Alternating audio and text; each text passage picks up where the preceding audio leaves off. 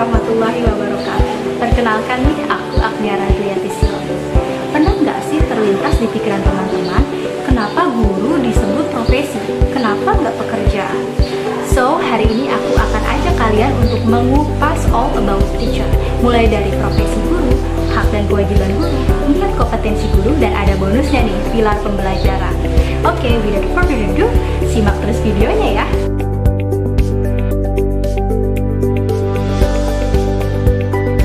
Semua tahu guru sebagai pendidik yang menjadi tokoh dan panutan bagi siswa-siswi dan lingkungan sekitar.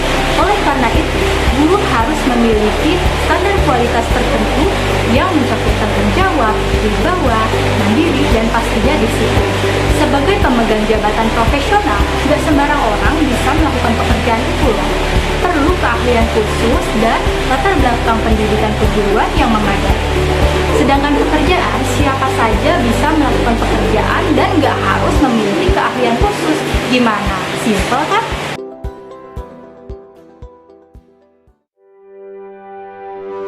Ibarat dua sisi mata uang yang harus digunakan dengan beriringan, hak dan kewajiban guru adalah satu paket yang nggak bisa dipisahkan. Hak adalah segala sesuatu yang pantas diperoleh, sedangkan kewajiban adalah bentuk tindakan yang harus dilakukan. Berdasarkan Sikdiknas pasal 9 sampai dengan pasal 44, guru mendapatkan 6 hak sebagai pendidik, antara lain penghasilan dan jaminan kesejahteraan sosial yang pantas dan memadai, penghargaan sesuai dengan tugas dan prestasi kerja, promosi dan penghargaan bagi pendidik dan tenaga kependidikan dilakukan berdasarkan latar belakang pendidikan, pengalaman, kemampuan, dan prestasi kerja dalam bidang pendidikan, pembinaan karir sesuai dengan tuntutan pengembangan kualitas, berhak mendapatkan sertifikat pendidik, perlindungan hukum dan melaksanakan tugas, dan hak atas hasil kekayaan intelektual, dan kesempatan untuk menggunakan sarana, prasarana, dan fasilitas pendidikan untuk menunjang kelancaran pelaksanaan tugas.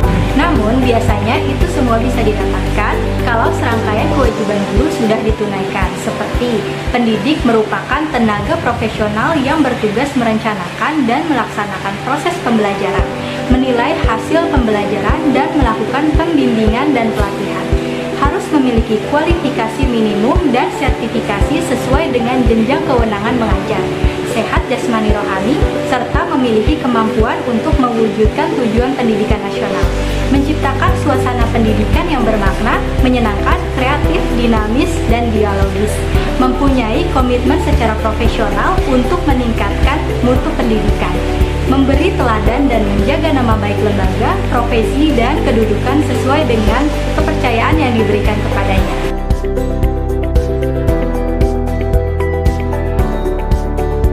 Guru adalah pilar pendidikan. Oleh karena itu, keberhasilan pendidikan di suatu negara sangat dipengaruhi oleh peran strategis para guru. Itulah yang menjadi alasan kenapa kompetensi guru harus terus ditingkatkan seiring dengan perkembangan zaman. Menurut Undang-Undang Nomor 14 Tahun 2005 Pasal 10 dan menurut Peraturan Pemerintah Nomor 19 Tahun 2005 tentang Standar Nasional Pendidikan Pasal 28 Ayat 3, seorang guru wajib memiliki 4 kompetensi pendidik sebagai agen pembelajaran untuk menunjang tugas profesionalnya. Yang pertama, kompetensi pedagogi.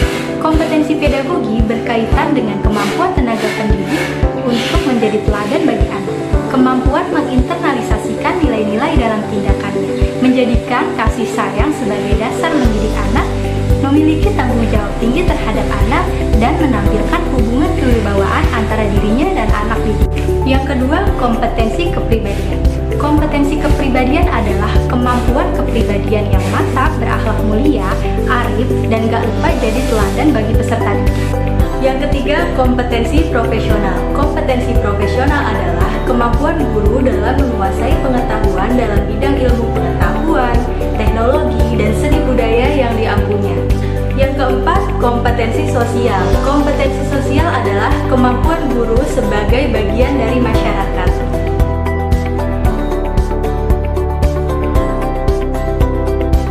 Betapa cepatnya pertukaran informasi saat ini yang juga menuntut berbagai keterampilan yang dibutuhkan untuk menyelesaikan apapun, misalnya dalam transaksi dan komunikasi.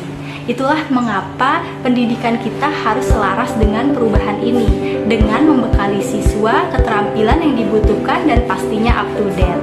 Namun, perlu kita ingat bahwa seberapa cepat dunia ini berubah, perhatian utama kita adalah menggunakan pengetahuan dan keterampilan untuk mengembangkan diri menjadi orang yang tidak hanya peduli pada diri sendiri, tapi juga orang lain dan masyarakat yang ada di sekitar kita.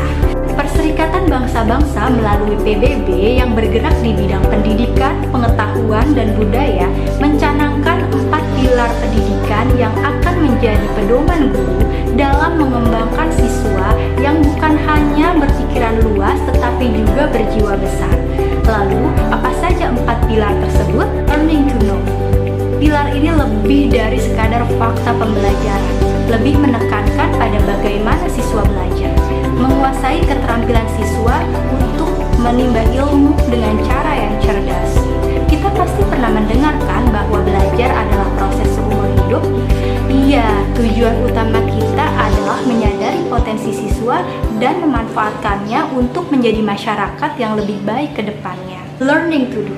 Fokus dalam pilar ini adalah menguasai cara belajar mereka sendiri agar mereka siap untuk menerapkan apa yang mereka pelajari. Ilmu akan lebih bermanfaat jika kita terapkan di dalam kehidupan sehari-hari. Guru harus membantu siswa untuk mengembangkan keterampilan siswa yang akan mereka gunakan untuk membuka potensi mereka lebih luas lagi. Learning to live together. Teman-teman, kira-kira apa tujuan kita belajar? Kenapa kita harus mengembangkan keterampilan kita?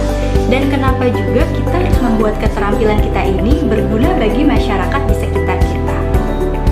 Nah, pilar ini berfokus pada pengembangan nilai siswa untuk menjadi masyarakat yang lebih baik. Kita adalah makhluk sosial. Setelah kita lahir, kita langsung memiliki komunitas terkecil, yaitu keluarga.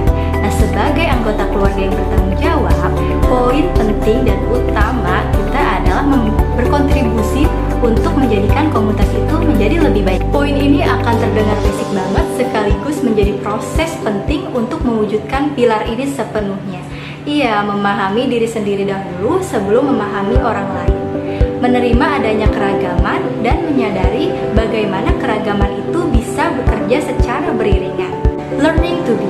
Pilar ini berfokus pada pengembangan pribadi manusia secara total, mencapai potensi tertinggi seseorang dengan mengembangkan semua aspek, seperti moral, sosial, spiritual, fisik, dan intelektual. Siswa kan beragam dan memiliki keterampilan yang beragam juga, dan berkesempatan untuk dikembangkan. Nah, inilah yang menjadi tujuan pilar ini. Pendidikan adalah kesempatan anak-anak kita untuk membuka potensi dan membuka jalan untuk menjadi orang ideal seperti yang mereka inginkan. Sebagai guru, gak akan mudah untuk membuat siswa menyadari akan kemampuannya. Selalu aja ada up and down-nya. Sistem pendidikan kita harus berpedoman pada 4 pilar ini agar kita memiliki generasi yang berkembang dalam aspek fisik, emosional, mental, dan sosial. Oke, thank you for listening. Semoga materi yang kita bahas barusan bisa bermanfaat. Wassalamualaikum warahmatullahi wabarakatuh.